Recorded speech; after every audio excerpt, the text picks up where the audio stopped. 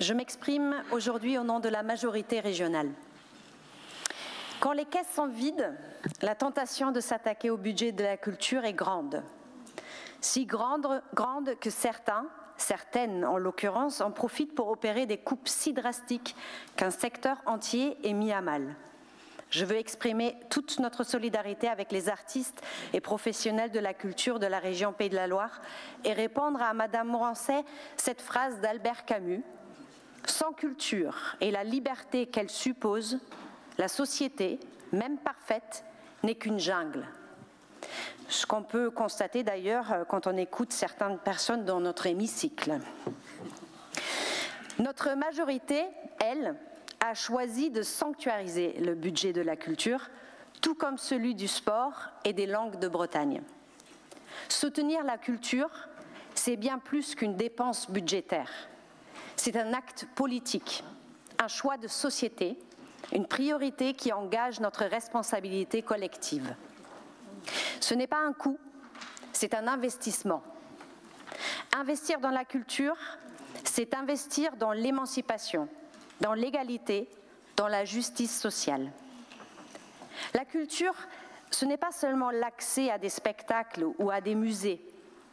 C'est ce qui nous lie, ce qui nous permet de raconter nos histoires, de comprendre nos diversités et de défendre nos valeurs communes. Dans un monde où les inégalités se creusent et les divisions s'accentuent, la culture reste un outil puissant pour résister à l'uniformisation et au repli sur soi. La culture réunit là où d'autres veulent diviser. Elle libère là où certains voudraient contraindre. Notre région est riche de ces traditions. Nos artistes, nos musiciens, nos écrivains et nos artisans traduisent dans leurs œuvres la richesse de notre patrimoine et l'énergie de nos territoires. Mais la culture n'est pas qu'une affaire de tradition, bien au contraire. C'est une force d'innovation et de dynamisme.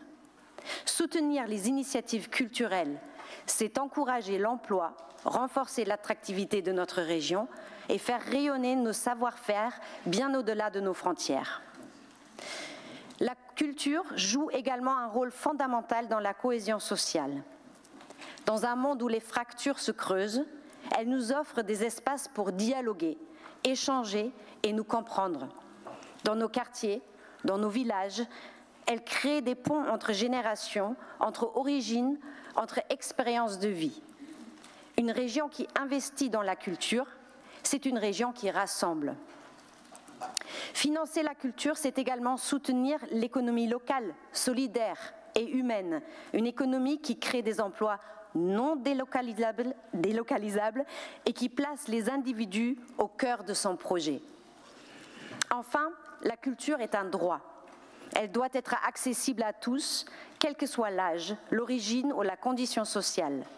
En soutenant les bibliothèques, en aidant à la création de lieux de diffusion culturelle en milieu rural ou en finançant des dispositifs d'éducation artistique dans nos lycées, nous faisons en sorte que personne ne soit laissé à l'écart de cette richesse commune. Nous avons le devoir, en tant qu'élus, de garantir à chaque citoyen l'accès à la culture, quelles que soient ses origines, son lieu de vie ou sa condition sociale. Soutenir les structures culturelles locales, c'est réduire les fractures territoriales. C'est offrir des opportunités à tous, y compris à ceux qui en sont aujourd'hui privés.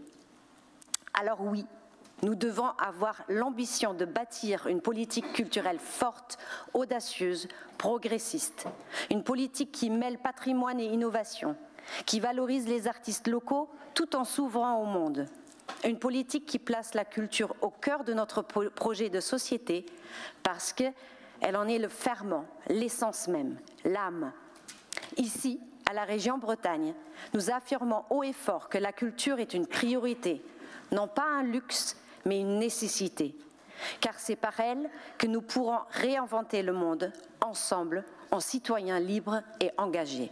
Merci.